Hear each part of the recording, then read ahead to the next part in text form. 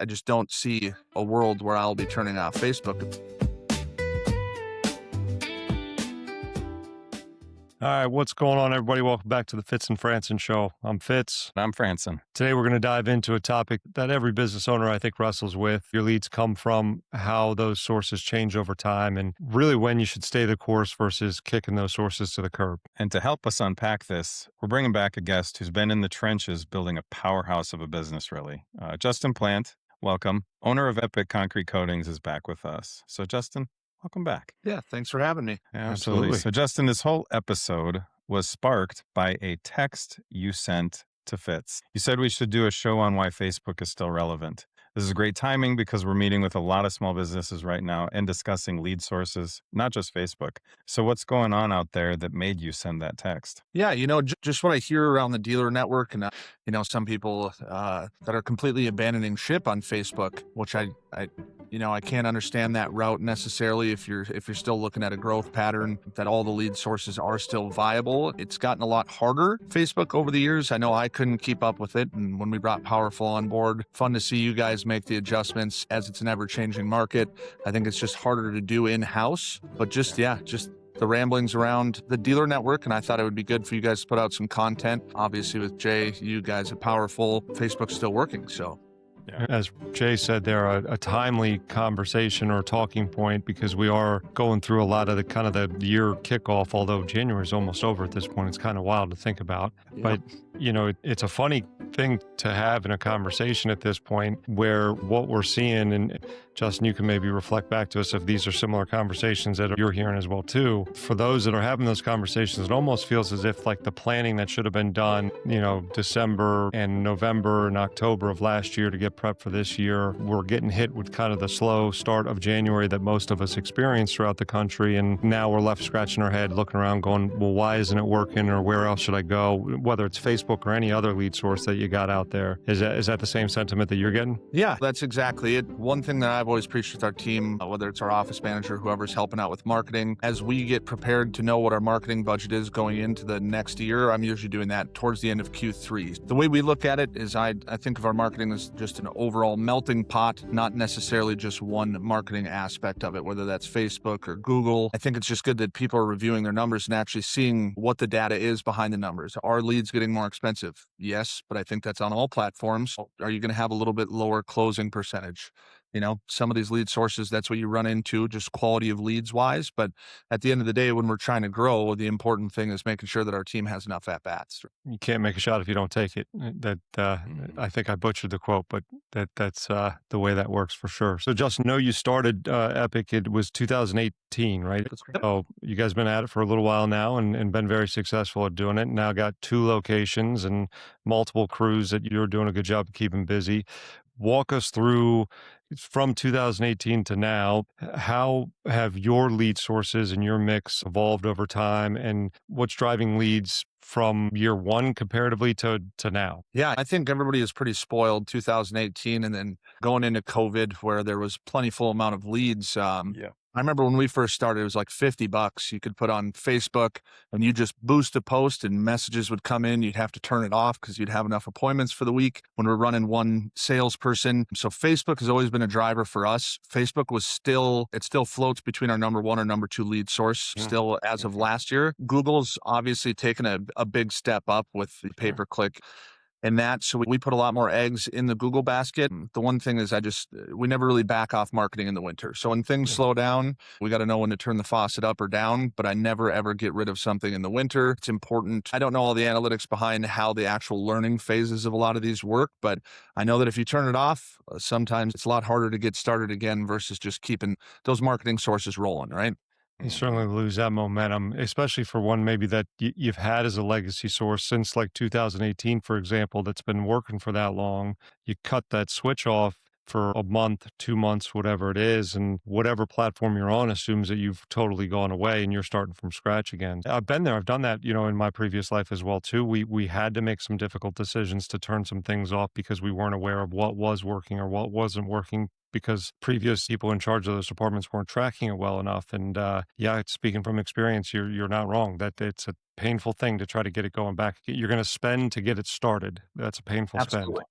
Yeah, I mean, even adjusting budgets and things like that, when it does go into the relearning phase, it just seems like it takes so much longer to grasp that. We bring on a new lead source. If I'm doing a new pitch on marketing and I'm bringing in a new lead source, I'm always letting that run 60 to 90 days. There's not enough information and data that you can track if you're letting something run for 30 days. And I think the big thing is measuring your numbers, not weekly and just monthly, right? You could do quarterly, biannual, annual reviews of it, whether, you might take a little bit of a bath in the winter, probably not producing as much revenue, or seeing your marketing percentage where you want it, but overall it washes out because you get some surprising months as well in there. Sure. Yeah. Yeah, and practically speaking, on the digital front, the algorithms need about 50 conversions to start producing any significant amount of data to make decisions on. In a lot of cases, 50 leads a month from a single source is sometimes hard to get. So sometimes it takes a little while, especially for the smaller dealers just starting out, and they're getting 2 to 10 conversions a week and they're like, it's not working. It's like, well, it Yeah. doesn't have any data to know what it's doing yet. You have to run it for quite a while. Huh? So yeah, we always tell people 30 days minimum, preferably 90 days. And in a lot of cases, there isn't data for it to make an informed decision. Yeah. No, I So definitely agree with that. yeah, and then, you track your stuff really well. We were talking earlier today just about the lead sources, and maybe speak a little bit more to what you're seeing in your data about Facebook leads specifically today. Yeah. So for us, we have a little bit of a smaller population here. So luckily we can hit a lot of the density of the people in our area. The prices are going up as far as lead appointment set cost, customer acquisition costs. But I think, that whole market ebbs and flows. A little bit lower closing percentage than we're used to on the Facebook side, I would say, in the last 18 months. But a lot of that's due to some of the practices that Powrful helped us out with in gold mining for leads, right? You might see a little bit lower close rate. But I think where we were missing the boat, and I'm happy you guys introduced us to gold mining our old leads, is I think a lot of people are missing the boat on how many leads that they've already paid for that are in their inbox. And they would be surprised on how many of those people are going to respond if they reach out to them. And yeah, sure, they might close at a little bit lower rate, but at the end of the day, you've already paid for the lead. You might as well go sell them. Yeah. My team internally, one of my favorite things to get from them is, hey, this person was from 2022. I gold mined them and they're like, yeah, we're ready now. And it's like, yeah, we paid for them 3 years ago, 4 years ago. And all we did is send a quick message and say, hey, just checking in. It's been a while.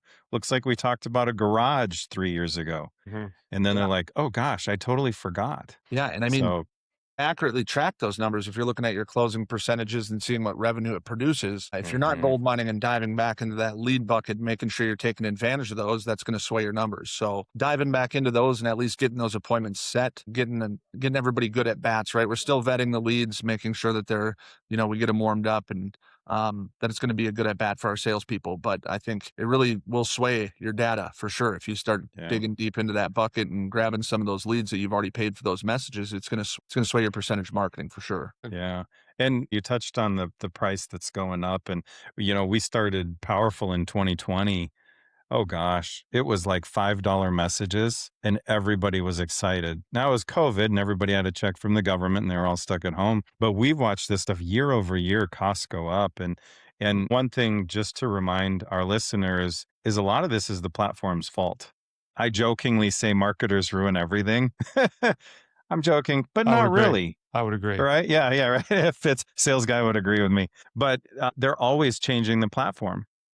Yeah. And it's like, hey, you go here and click this button. The button's gone. The button used to be there.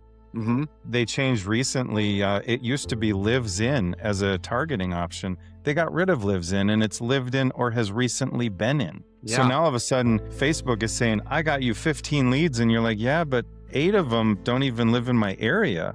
Right. You're way up north in Fargo. I'm going to backtrack here. I love that you run marketing year round and you live in Fargo. Yeah. Like listeners, he lives in like the furthest place from a nice, warm, comfortable winter, and he still runs marketing up there. So it's nice to have people that are interested in these platforms and understand the changes that are happening and can help you make informed decisions rather than saying it's broken. Yeah. In October of last year, Andromeda is the first layer of the algorithm that just got rolled out on Meta. I don't know why they named it that, but it is the AI-powered engine that picks from the billions of ads your ad to serve to the consumer. And that actually changes a lot of the way we create our ad copy and pick the content that we pick. That stuff, if you're not paying attention to it, it will pass you by and you will think the system is broken. Google similarly, they're changing this stuff. I just saw in the news that ChatGPT in the coming months is going to allow you to market within the ChatGPT platform. So awesome for us. We're going to have 1,000 AI tools that we have to pay to market on. Hopefully most of them are like Bing, where you're like, wait, you what? Like, who markets on Bing? What's one more? Yeah, right? But this stuff is inevitable, so being aware of it's important. Yeah, we started seeing some of those changes too, even going from just boosting a post. You're putting out a scheduled post that day and you go, okay, I'm gonna throw some money and boost this one for 4 days, and to then getting into the business suite, and then you get into lead forms, you get into all these different things, and just how they build them out. I was spending so much time digging into it, and by the time that I thought I figured it out, it would change. And then I called you guys again, and I'm like, I can't keep up with this. And I joke with Dylan all the time. I'm like, it's a full-time job, just realizing what's changing out there. And it is making it harder for people to have it in-house unless you have somebody dedicated to it. And I think that's probably where some people are seeing some changes if they have it in-house, right? When we made the jump to go over to you and gave you guys both our offices and how we have that set up, realistically, it started saving me money because it's way less trial and error because you guys are already on top of it. You're trying it in different markets. You know what's working, where you're not throwing money at the wall and seeing if it sticks. It's transparent. You guys share your numbers, but at the end of the day, it's converting at a higher rate than if I was to keep it in-house. And I'm not a big tech guy when it comes to that stuff, so I think let the shoemaker make the shoe on that one. But it's tough to keep up with. And it's definitely challenging to have in-house, but it's still working. There's definitely an efficiency gain when you got, a partner that can be on top of it every day, right? Even if you're spending a little extra money to have somebody outside the building. And when you start really doing the numbers, I haven't done it myself, you end up not actually spending extra money because you don't have the overhead of the payroll tax and all of the other things that go into what it would take to have somebody there.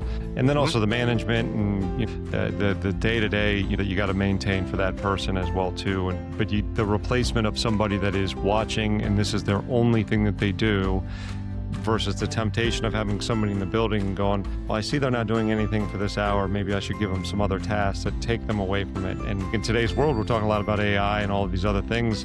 There's a lot of our clients and people we talk to that believe like, well, I can set and forget it. I can boost the post and I can leave it alone and not pay attention to it. And, you turn around at the end of a month and go, well, the lead source didn't work. It's like, no, you didn't work the lead source the right way. And that's the challenge. And now all of a sudden this source is getting blamed for it. It's funny. So Jay, Justin and I were talking, I think it was this morning, about this in the concept a little bit about like spending through slow times or the costs going up. And we made the joke, like it doesn't make sense to either of us that people just shut things off. Like it's the equivalent of saying like, well, I'm not going to fill my gas tank up anymore because gas is more expensive than when I started driving. I'm just going to say when I was 16, because it was a long time ago now at this point.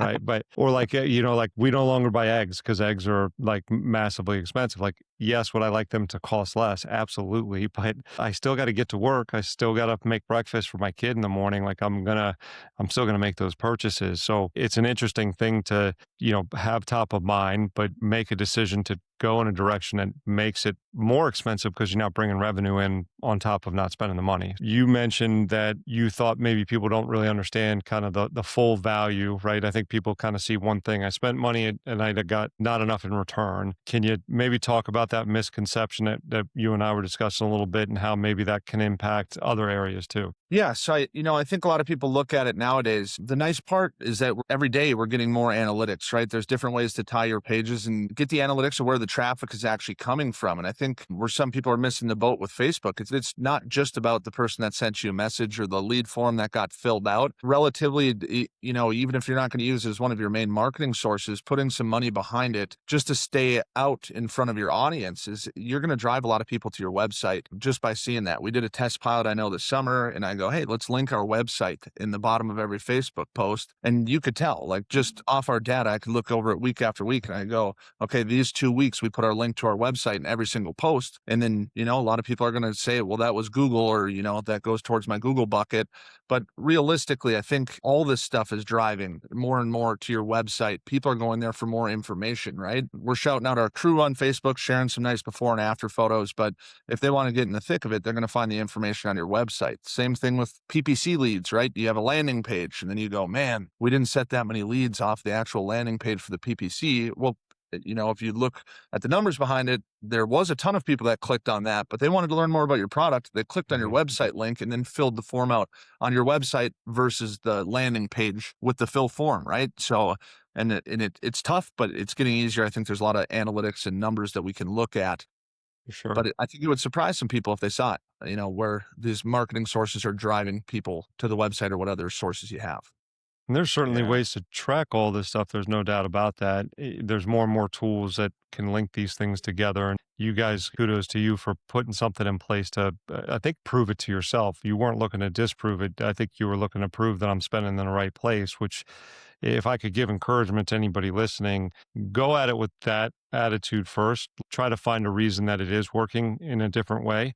But Jay, this is kind of the concept that we've been talking about here lately, about lead sources become maybe legacy lead sources, or the life cycle of a lead source. It's going to change and mature and grow and produce in different ways over time. It may not be a primary direct driver, or you might not see continual direct results from it the way that you did before, but you take that pillar away and you've just taken a crucial component of the whole ecosystem away, so to speak, there. That's true. It's kind of like a veteran player on a sports team where they might not be scoring all the points, but they're making assists, they're mentoring younger players and stabilizing the whole team. I can't remember the guy's name, but in the NBA, there was a player that teams would fight over, but he sat on the bench. He was such a value add to the culture that people wanted him on the team. It's easy to make sports analogies, but Facebook might be making the assist for Google search, or it might be a referral. Some of our favorite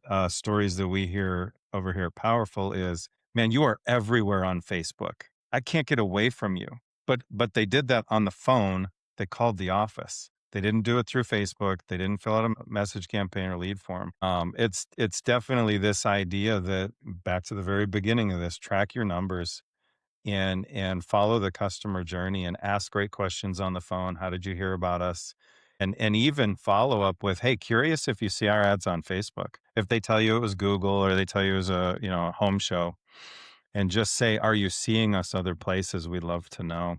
Justin and I talked earlier about another great tool called GA4. It's Google Analytics. And Microsoft recently released a free tool that you can put into your website called Microsoft Clarity. And you can have these tools pretty easily accessible, and you learn how to monitor them. And I was looking at Omega's website data on Google Analytics, and it was something like 14% of all website traffic came from Facebook. Now, you can't tie that to the results on the website, but it's good to know. And then you feel better when you feel like your Facebook leads are expensive. Yeah, but you're getting more Google leads, and those are great. Right. So let's spend both. One thing that, if I could give some advice on it, on the marketing side of it, I think when people start looking at the numbers, I think they get a little bit too fixated on just a specific lead source. At the end of the year, your whole bucket should be a melting pot. And yes, do we want to hit our KPIs or our goals on marketing? Absolutely. One source might go up a little bit, but like you said, how much traffic is going to that website? And you can't account for it if you're not going to be marketing on there. But realistically, we got to be hitting all these different avenues in order to set enough leads in general. I just don't see a world where I'll be turning off Facebook if it's driving to our website and we're still hitting our marketing budget. One thing me and Fitz were talking about earlier when we were on a call, he's like, yeah, take a percentage of your marketing budget and you can try new lead sources. Maybe it's a small percentage of whatever your marketing budget is, and try 3 new things, whether that's mailers, whether yard signs, whatever you're doing, and let it run for 60 to 90 days and start filtering out what's not working and pouring a little bit more eggs in the basket on what is working. But I still think you have to have your staple sources, which for us has been Facebook and Google. We run TV as well. We're doing mailers this year. I haven't done mailers in the past, but seems like that's working. So for us, it's just finding as many sources as we possibly can. Home shows, anywhere you can get out there, anywhere you can capture a lead, and then together let it drive your overall marketing. Yeah. We're going to have Sean Hilgart on here next week. and he's out in Idaho. He said he set up a booth at an Easter egg hunt event and sold like $20,000 worth of floors. I saw that. Yeah, I thought that was great. Yeah, I mean, we do that. Car shows, I mean, there's still a ton of cheap shows that you can get into, right? And if it's slow, so be it. If you're spending $400 to get in a show and you got to have somebody sit there for 3 days, you sell one job, you're paying for it, right? At the end of the day, you're getting that exposure as well. And we hit all home shows. You know, when the people are walking around those shows, though, the reality of their want or reason or the consistency at which they stop has a lot to do with the training and the effort that goes into getting that event staff ready to go for them. There's no doubt there. However, there's a huge assist that comes from the wide net that we're talking about today that's cast before they even showed up to whatever that Easter egg hunt, for example, right? Without having mailers that are consistently in mailboxes or Facebook ads that are, you know, on their feed consistently or TV ads in your area, they may not be able to pinpoint where they are familiar with you from, but there's a familiarity with the logo, with the color scheme, with whatever it is that is consistent in those ads across all of those platforms, that as they're walking down, they go, that looks interesting. They seem like a good place for me to stop and talk. If you do events and you go, they don't work, my next question to you would be, what other marketing are you doing in and around it? Again, you got an event coming up, talk to your Facebook people about before and after, like what's the demographic? Who should we be pumping up the dollars in those areas around? Let's make it easier for your team. It's never going to be shooting fish in a barrel. There's no doubt about that. But can we find a way to give them a slight bit of an assist here to help them get another appointment or two across the finish line and make that day worthwhile? Yeah, I mean, we hear it all the time at home shows. People walk by and go, we see you everywhere on Facebook. It's like, great. Never going to be shy about spending a bunch of money advertising on Facebook. It's working if everybody mentions it to you, right? So 100%. even if you're at the top of people's mind when it does come time to do that project, that's what they're going to think about. If they see you on Google, they see you on TV, they see you on Facebook, see you at home shows, they see your trailers rolling. That's just part of the brand recognition that comes with it as well. So absolutely. One of the things that's tied to this that we haven't really touched on is the kind of the idea of brand trust and reputation. What are you doing in that realm on your different platforms that you market on to make sure you're maintaining that like customer trust? How do you handle Google reviews, for example? Yes. We have a pretty good referral and review program. Some of it's automated. We use Bird Eye. If anybody's familiar with that, that's been a great tool for us. I know me and Fitz have been throwing around some different ideas with referral programs, and I love the direction you guys are headed with that. And just making it new, making something that's a little bit more exciting for people to do referrals. Yeah, all sorts of stuff. But I mean, as far as brand recognition and trust, you guys do a really good job at that. You guys are the ones doing our ads. So making sure that you're still allotting part of your budget that's not necessarily just for people to fill out a form, right? You still need to run some sort of awareness campaign and put the message out. We're always, talking about your employees and how great everybody is. And I think that just drives from a good company culture, right? People can see that in your marketing when you do have that culture put in place. Yeah, it's No good. doubt. I'm giving out little nuggets here and there with what we see on the marketing side. We've kind of touched on AI already, but a lot of people are starting to use AI overviews in Google, but also going to tools like ChatGPT or Grok or Perplexity or Claude or any of these tools that are out there. Customer reviews is one of the top sources of information that AI tools go to when giving the consumer informed recommendation. When we're thinking about that, I'm actually running an ad for one of our customers. It's on Facebook, but it's screenshots of customer reviews on Google where they shared a picture of their floor. Yeah. That's it. And I'm just saying, hey, look, we did work. It was great. Our customers love it. Take a look at their reviews. And that stuff didn't matter even like 3 years ago. Nope. And so it's something to pay attention to. Continuing this conversation about Facebook doesn't work. Boosted posts are a tiny portion of your opportunity on Meta. And people that are just running a boosted post, are you running lead forms? I talked to somebody recently that said, yeah, I've never gotten into lead forms. And my cost per scheduled appointment on Facebook is approaching $400. And I'm like, you're not even using the platform. Like, let's talk strategy here. So the different creative that you put out there is super important. And one other thing that you guys can be paying attention to out there is AI tools are also querying your FAQs. So have informational ads that are, some of our customers ask us this. This is the answer. Or Google Business Profile. Use a dummy Gmail account and ask yourself questions on your business and then answer as the business and build up that reputation and that trust, because we're now marketing to AI, which sounds wild. Yeah. But we're marketing to an AI chatbot that then is going to return our information to the consumer and they're going to make a decision. Jay, what was the other one that I think is hysterical, but apparently it's accurate? You could also tell me I'm the dumb sales guy and just stay in my lane here if you want. But the one we were talking about with Google Maps and having your people, even though they know how to get to your office because they've done it a million times, is that still something that is in play? Can you explain that? Yeah. So you don't want to do it too much. Google has great systems to flag you. But when you travel to your office once a week, use Google Maps to flag your office location as a destination.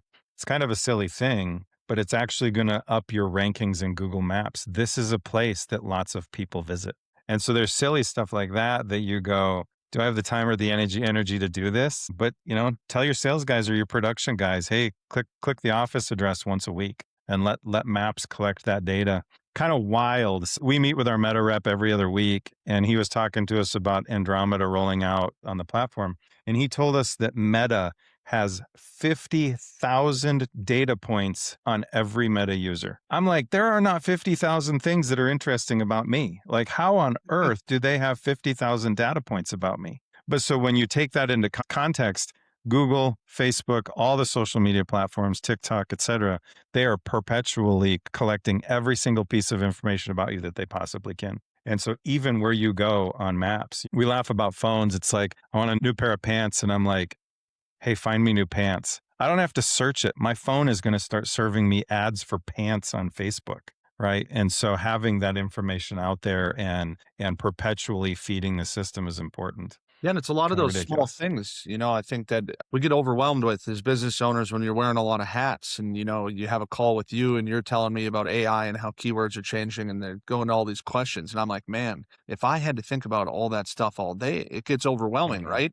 And the fact of the matter is, by the time you figure it out, if you're not putting all your time and energy into it, by the time you do it, it's already gone, right? So I think just staying out in front of it all too, and you guys do a really good job with that. I know I was surprised. I asked Dylan, I go, hey, can I see what ads were running on Facebook? And he sent them to me and there's 27. I'm like, what is going on here? Like when I ran ads, I ran one, right? Maybe two if you're doing lead forms and that. And I'm like 27 ads. I was like, is that for the year or what are we doing here? And everything's linked together. Yeah. So we've been super excited to talk to you about numbers. We always love to talk to guys that know their numbers. Steve Dodge, we talked about him earlier over at Platinum.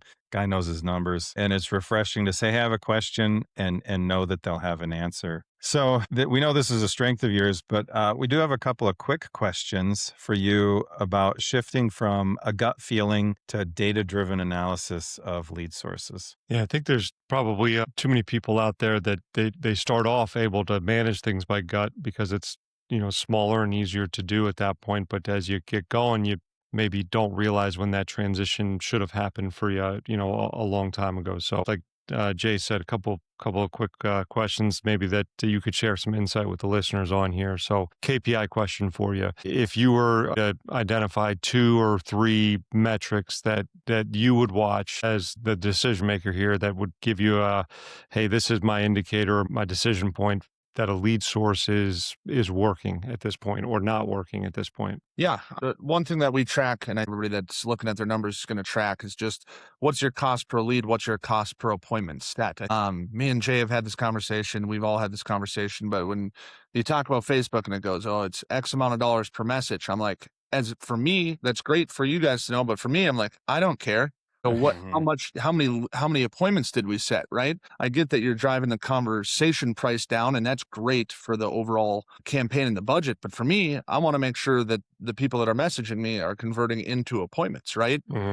So just knowing how much your cost per lead source is, and then knowing what direct revenue is coming out of that. I think one thing that we do, and we are pretty open with our data to Jay and his team as well, and all you guys, is knowing the difference. Like, I track all of my lead forms on Facebook separately than I do from my messages, so that we know what revenue those are producing, because that's going to tell us what, where the quality leads are at.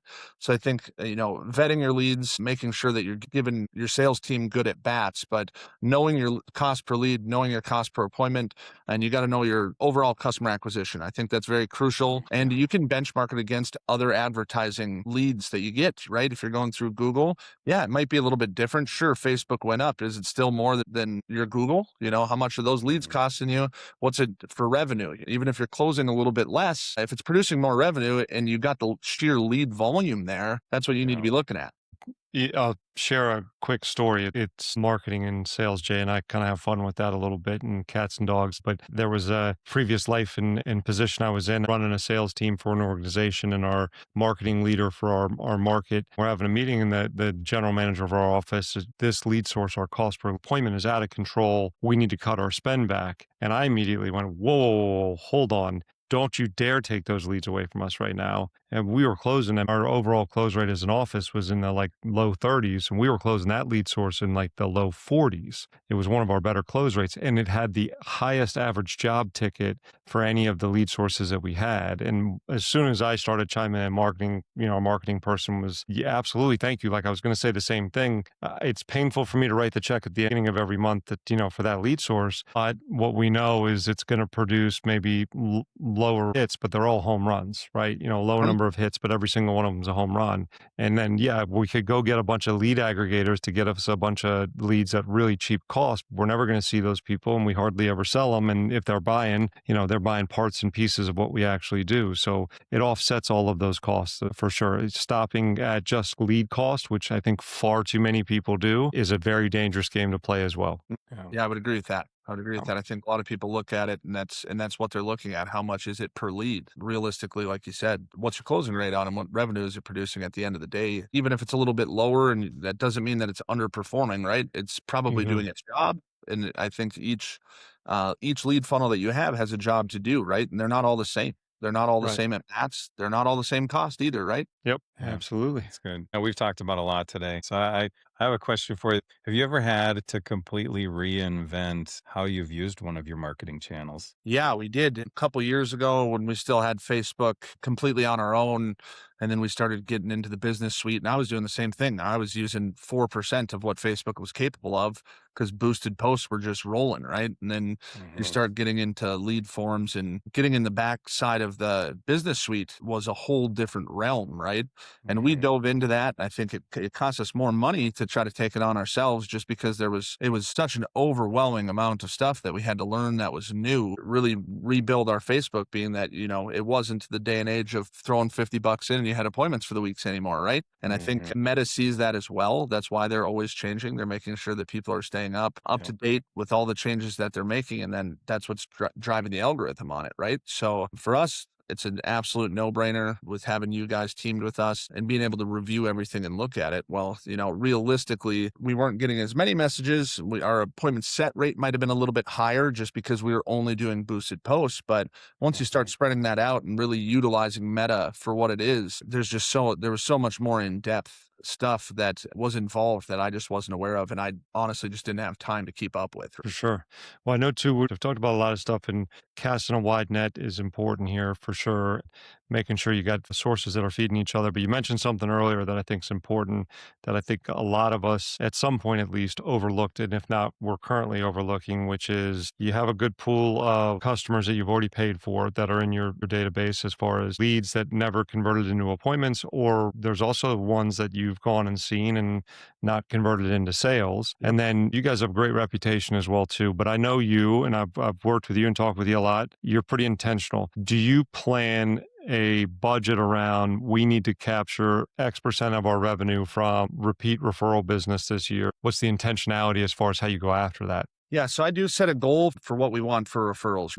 It's different. I have a goal here, a goal in our South Dakota office, being that that's a little bit newer. As these marketing prices are going up and these leads are getting a little bit more expensive, realistically, the best way to balance all of that is your referral program. The more people that are chatting and can bring you more leads, we've tried a bunch of different referral methods, but setting goals for it, I think, is very, very important because you have something to look forward to, or to be able to look at. And I think that's where a lot of things slip through the cracks. Once a month, I send our sales pipeline to all of our salespeople and I make them call everybody from the beginning of the year. If they've already demoed a job, we already paid for that lead. We've already paid for the appointment that we set. We got to go back and chase those too. At the end of this year, I printed out their sales pipelines for the entire fiscal year of 2025. And in December, one of my reps in Fargo, in the first 15 days, sold 8 jobs, and they were all from March and April, right? And we had been following up with that customer all year. But as the world turns, we have to do, if you're doing a price increase over the winter just for cost of living, things like that, and tell them, hey, this price is still great. We can install it even for spring, right? We use a lot of that for our pre-sale method. Like, hey, we visited you.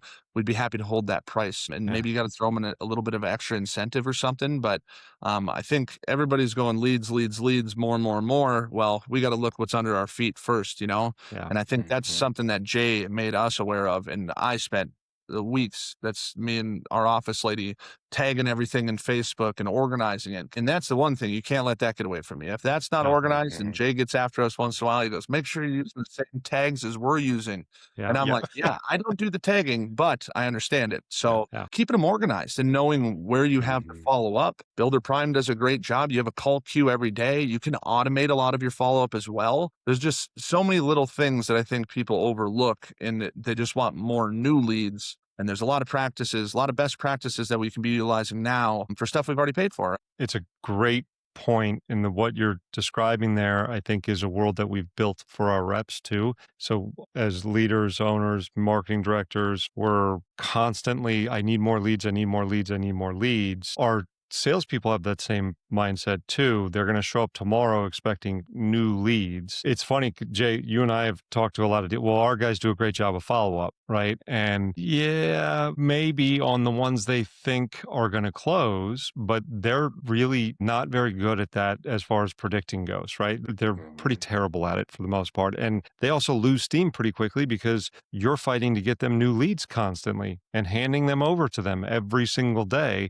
And all of a sudden, the Joneses that they met with on Monday has been washed out by 10 new leads that you've given them by Saturday, right? I think the thing that is really eye-opening for those that have kind of entered into some of these programs that we're building out and helping dealers with, the response rate from these homeowners that you've already met with and spent time with that have said, hey, we're still interested and we want to go ahead and move forward.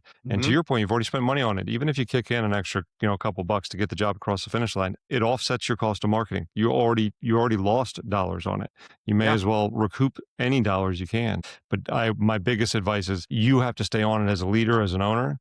If you're trusting that your salespeople are following up diligently on every single lead that you paid for, not them, you paid for it, you're wrong. You're wrong. Yeah. And once you start doing it, that's part of our sales culture here, right? Like once you implement something like that and you harp on it, you make sure that everybody's doing it. Of course, they're going to get annoyed that you're bringing it up every week at your hour sales meeting. And then they do it after a couple of weeks. They go, oh, I sold 3 jobs that I bid last February. And you're like, Then next thing you know, they're sending you a spreadsheet. They're like, here's all the people that I'm going to call. Here's my commercial list. And I have them break it down, right? So I make sure it's really organized. So when I start going into winter, it's really cold here. So I'm looking for commercial works. A lot of the times when people are like, well, we're not going to install a ton of garages or we're getting rid of a couple of our crews for the winter on the residential side, that doesn't mean you have to get rid of all of your marketing budget for that. Jay knows how we do it here. I turn the faucet up at the end of the year and I add to our marketing budget for commercial work. But I also, at the same time, when I start doing that, I add more money in to start doing spring pre-solds. And I think that's what's been a really big game changer for us. We've done it for 4 years, but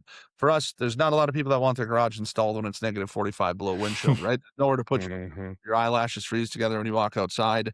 And realistically, but they're looking forward to getting on your list for the spring. So a lot of that money, are we seeing a return today? No, we're taking a lower deposit for spring pre-sale, but I'm selling 8 weeks worth of work for 6 trailers before we even get started in March, right? Awesome. And that's where you're making your money back and you're recouping. And I think a lot of people look at it as you're throwing money at the wall or you're wasting money in the winter. If you're intentional about it, and you know how you're gonna recoup your ROI, there's ways to do it. Yeah. I got to be honest with you on a side note. I'm a Southern boy down here in Richmond, Virginia. I don't know how the hell you guys do it up there in the Yeah. frozen Great White North of Minnesota and North Dakota. We're supposed to get almost 2 feet of snow here this weekend. And I told my wife, like, we pack up the house, we got to go further south. This is not good. Mhm. So, yeah, no, you would not be coming into my garage at -45. I'm not going in the garage, -45. Right. Very cool. Yeah. Yeah, and I think That's funny. one other thing that I'd mentioned just with Powrful, when we brought them on board, you might see a little bit of a drop at originally, right? Because the first thing his team did was go through all of our leads that we already had in there, and they brought up this gold mining thing, and I was like, holy, we captured a ton of appointments out of that, but a lot of them are older leads, right? So you're going to close on those as much as you are on fresh leads, and you can't hit the panic button when you see if your closing rate goes down a little bit. Well, of course it's going to if you're gold mining and you're digging up old leads, but you also have appointments that you never would have set. Mm-hmm. For sure. And we track those numbers separately. So with Jay's team's tagging, I have the same tags in our Builder Prime. So I know that if it's a gold mined lead, then you can run your numbers so you know what your actual Facebook is, and then you know what your gold mining and your old lead set rate and your closing rate is on those. It just gives you a little bit more mental clarity, not thinking, oh, our closing rate went down 6% on Facebook. Well, that's not necessary. It's technically a whole different lead funnel that you weren't using prior, and you also need to account for those numbers separately. Yeah, we track the gold mine on our end, and it's 20 to 25% a week of customers that dropped off and we re-engaged with them. I talk to my team internally and I say, everybody's a yes until they're a no. Don't ever feel bad about pinging them. And the other thing I said is we get a notification on our phone and we're with our family or we're at work or we're in the car and we forget about the notification. It moves down the list and then we ping them again and they go, oh, shoot, I forgot about this. Yeah, absolutely. It's on my list of things to do. I am interested. Thanks for getting back to me. So yeah, absolutely. Absolutely. Well, we've talked about a lot today. So let's talk about a few, maybe 4 takeaways for the listeners. Yeah. I Fitz, think what do it's you a good got? idea. Yeah, I'll give the first 2 here, kind of based off of the conversation we had. We thought there would be some good takeaways. So first, what I would encourage you to do is maybe reframe your thinking a little bit. That's one of the things I enjoy talking to people like Justin about. I think he's got a good perspective on how to take in the information and digest it. So here's what my encouragement would be.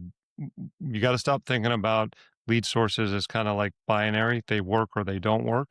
We got to think about the role that they might play in the entire customer journey. And if you can find data and ways to collect that data, highly encourage you to do it, right? It may be the opener, it may be the closer, it may be the assist guy, to use your basketball reference, Jay, from earlier. But you got to start thinking about how it plays a factor in the entire ecosystem you're building. And number 2, what I'll give you is do those regular audits of that system. Right, and make sure that you're paying attention to how all of those things are interacting together. Map out all of your sources, find out how all of them could be touching each other. And if there are ways to connect them, find ways to connect them stronger, better, or cool, this one's maybe not directly producing something for me today, but it is feeding Google. It is feeding my website. It is feeding some other things. Again, it's the best assist player I got on my team. That guy's on the court every single day. That's great. Third one that should be number 1 is know your numbers. And like Justin said, don't just track cost per lead, cost per message. That's not nearly as relevant as what is the cost per booked appointment, cost per lead close rate. And then also take that all the way down the line. What's cost per acquisition? What's average cost of jobs sold? And how much revenue did this lead source generate? Really good. And then the last one, this one we talked about too, is test and evolve. Book a call with us and say, hey, I just want to run something by you I'm thinking about doing. We'll brainstorm with you. But before abandoning something, and we talked about this earlier, where boosted posts used to be all you needed and now you need something else. These legacy channels like Facebook, test new stuff. Check some stuff out. I laugh. I get most of my marketing advice from TikTok, right? Go follow some great YouTube channels. Go follow some great TikTok channels. Listen to what other people are doing. Reach out to people in your network and go, hey, maybe the source isn't even necessarily direct lead gen, but it still has a utility to it. Facebook, you can run awareness campaigns or reach campaigns or web traffic campaigns. It doesn't need to be the lead source, but it can be driving traffic to other stuff. So Justin, final thought for contractors and business owners that have been listening to us today. What's the one thing you hope that they take away from this conversation? I just hope people aren't aren't going to write off one of their lead sources that's been so powerful over the years. The one advice that I'd give to add to your guys' list is that if you're struggling on Facebook, before you write it off, reach out to Powrful or whatever agency that you trust and see if they'll run an audit on your Facebook. They can go into your business suite. They're going to go in and see what ads you're running, and you're going to get good information out of it, and they're likely not going to charge you because they want your business. So I don't know how you guys run that. Freebies, but ask somebody to audit it that does it for a living, right? And then have them explain why it's underperforming, have them sell you on a solution. Yeah, it's good advice. It's good. And happy to help anybody do that for sure here at Powrful. I think that there's a lot that can be learned having a third party take a look at it and give you some insight. There's no doubt, and do it with a trusted source. Plus, man, always a pleasure talking to you, buddy. I enjoy it anytime. I always learn some stuff, and hopefully our listeners did as well too. I'm sure we always end up with one or two people at least that reach out to us. Go, hey, would it be okay to reach out to so and so who's on the show? Justin, I know, is usually open to those conversations as long as you're not like a jerk or anything like that. But Justin will make sure we get contact information if you do want to reach out. You're in the network or something like that. You got a question for him? We'd be happy to pass that along. I'm sure that's cool with you, Justin. Yeah, absolutely. Well, very cool, man. Thanks everybody for tuning in today. If you did enjoy the episode, you learned some stuff. We always appreciate you ringing the bell, liking, subscribing, doing all that fun stuff. And as always, if you didn't, appreciate you keeping it to yourself so you don't hurt Justin's feelings, because it would be his fault today. That's right. So we'll see you next time on the Fitz and Franson Show. Happy hunting, everybody.